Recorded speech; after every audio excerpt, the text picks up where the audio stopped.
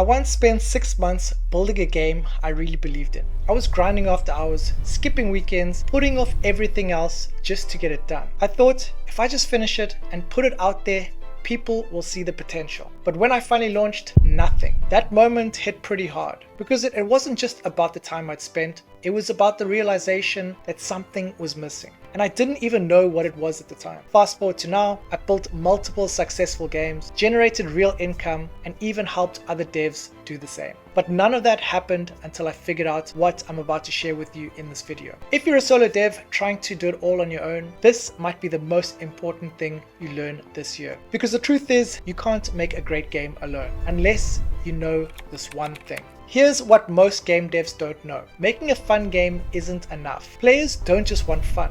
They want polish. They want something that feels professional. And the truth is, most indie devs are missing one or two of these critical pieces. Visuals, sound, UI and UX, marketing, onboarding, and monetization. I used to think I could just get by on the parts I wasn't great at. That as long as my core gameplay was decent, people would look past the rest. That's a lie we tell ourselves when we're trying to justify doing everything solo. But the truth is, your game is only as strong as its weakest part. And I see this constantly. Developers spending years building amazing concepts and then releasing them with clunky UI, poor sound, or outdated art, and wondering why it flops. Some of them have sunk tens of thousands of dollars into failed launches. I've spoken to them. I've seen the regret in their eyes. Let's talk about what you really lose when you try do everything yourself. You lose momentum, you lose clarity, you lose your edge. You get stuck tweaking things that don't even matter, instead of refining what you're actually good at. That's exactly what happened to me. I'd spend hours in Photoshop trying to make assets that didn't even look good, when I should have been refining mechanics, improving engagement loops, or thinking about monetization. And worst of all, you start doubting yourself. Not because you're bad at game dev, but because you're trying to juggle 10 specialities when you've only really mastered one or two. I know devs who've been sitting on half-finished projects for years, afraid to publish because they know the art isn't up to standard or the gameplay doesn't pop. The fear is real and it kills potential. The biggest shift for me came when I stopped trying to be everything and started building like a creative director,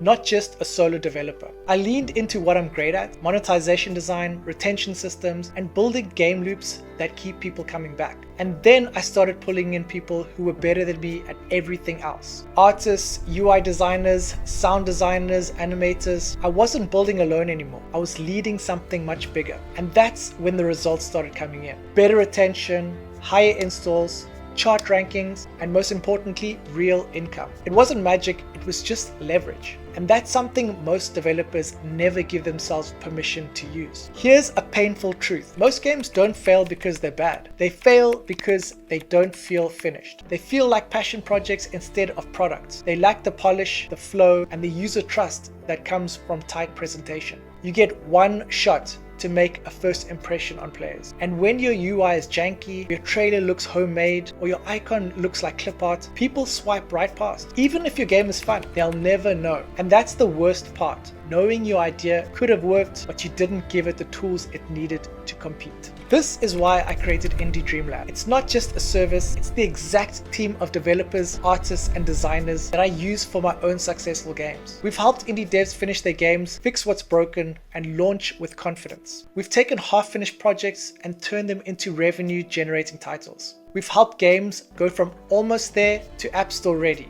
If you've got the vision, we've got the muscle to back it up. Whether you need clean art, UI or UX help, or just someone to take your prototype and finish it right, we've done it, we know what works, and we know how to avoid the expensive mistakes that most devs make. If you're watching this and you're feeling stuck, or you're halfway through a project starting to second guess everything, I want to leave you with 3 things you can do today. First, audit your blind spots. Be honest with yourself. What parts of your game are you avoiding because they're hard or outside your skill set? Second, stop trying to prove you can do it all. No successful game was built by someone who did every single piece better than anyone else. That's not how studios work. And you don't need to suffer by doing everything alone. And third, start thinking like a creative director, not just a coder or a designer. Your job is to bring the game to life. And that means using the right people, tools, and strategies to make it shine. If you're ready to get help, reach out. Indie Dream Lab was built or devs like you. We speak your language,